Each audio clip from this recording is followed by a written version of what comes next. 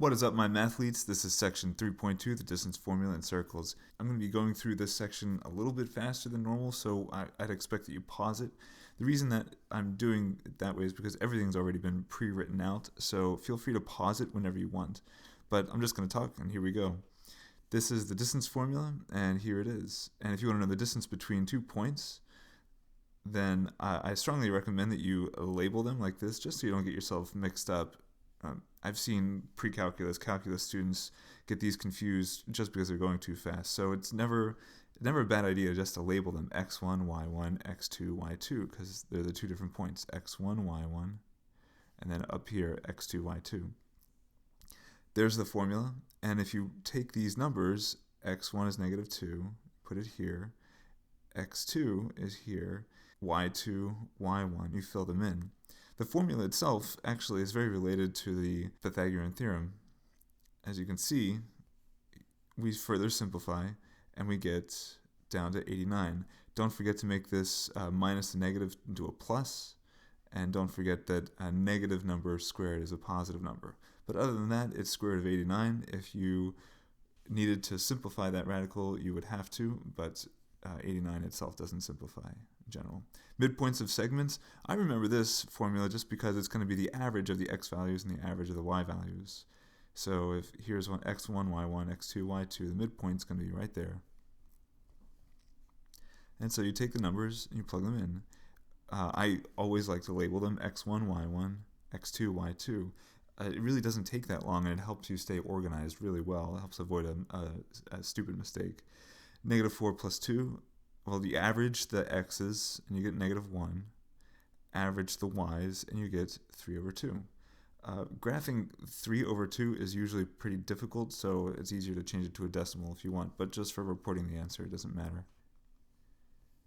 I always like to graph decimals, so just easier to graph. So here it is. I mean, even if you wanted to, you could draw here on this.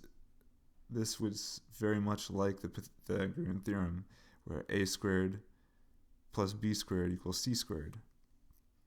Or the distance between these 2 points. I like to label these. The radius is going to be r, the x value is going to be h, and the y value is going to be k. That's hk here for the center of the circle. So you get x minus 3 squared plus y minus negative 7 squared equals 5 squared. And depending on the book, depending on the edition, they will change. Sometimes they'll change 5 squared to 25. That's fine. Doesn't really matter that much. Most people will simplify minus a negative into plus y plus 7. But there it is.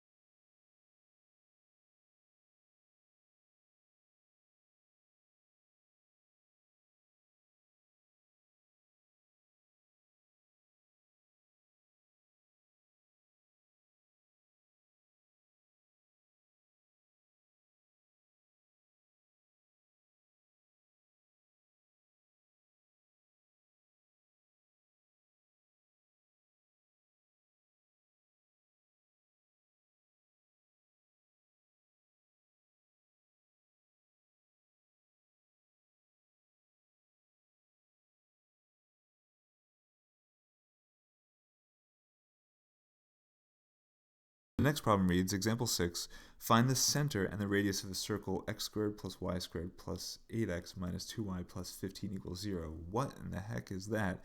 Well, I'll tell you, what you have to do is complete the square for x and then again for y. So completing the square involves moving the numbers over to the other side. And then on top of that, although you don't have to do it in this particular problem, you might also need to divide all the terms on both sides by, say, 2 if it were 2x squared. Or if it were 3y squared, you would have to divide all the terms by 3. But it's nice, it's a little bit easier than that, so you just have to complete the square twice independently. There's all these yellow numbers are stemming from the fact that it's x squared plus 8x. Remember, you have to take that b value, that 8, and divide it by 2 to get 4, and square it to get 16. The 4 goes down here, and the 16 goes here. This is going to be a perfect square. X squared plus 8x plus 16. It follows the format a squared plus 2ab plus b squared. And so you can factor to get x plus 4 squared. Similarly, you're seeing the negative 2, and all these green numbers are derived from the fact that we start out with a negative 2. You first have to divide it by 2 to get negative 1, and square it to get positive 1. And so the positive 1 goes here, and the minus 1 or negative 1 goes here to get y minus 1. Now remember, we added 16 and we added 1 to this left-hand side of the equation, so we have to do the same thing over here. Add the 16 and add the 1. And so we get a really nice equation that's easy to graph. It's x plus 4 squared, y minus 1 squared equals 2. Now, even better to graph would be x minus something, x minus h plus y minus k is equal to r squared. And so what I do is I take it one more step further and figure out that the h value is negative 4 because it started out as x plus 4, and remember the formula requires x minus h. It's the opposite of what you might expect. Here, the k value is positive 1. It's the opposite of what you might expect here. And then the radius is going to be the square root of 2. Next, find an equation of the circle of center negative 2, negative 3 that passes through the point 1, 1. I looked at an SAT question just the other day that involved using the formula for the circle in a very non-standard way, so I want to show you what that looks like. You might be tempted to find the distance between these 2 points and make that the radius, and actually you can. That's fine. It's not a terrible thing to do. But I want to show you a second way to do it also, and it would be like this. H is negative 2, fine. K is negative 3, okay. And what do you do with these values? You could make them x1, y1, and plug the x1 here and the y1 here. And then when you simplify, you get 25 is equal to r squared. Of course, r is going to be 5, but you don't need to go any further. Here's an equation. X plus 2 squared. Remember, it's the opposite of what you might expect. H is negative 2, so it's going to be plus 2. And then y plus 3 here squared is equal to 25. And you don't have to go any further than that.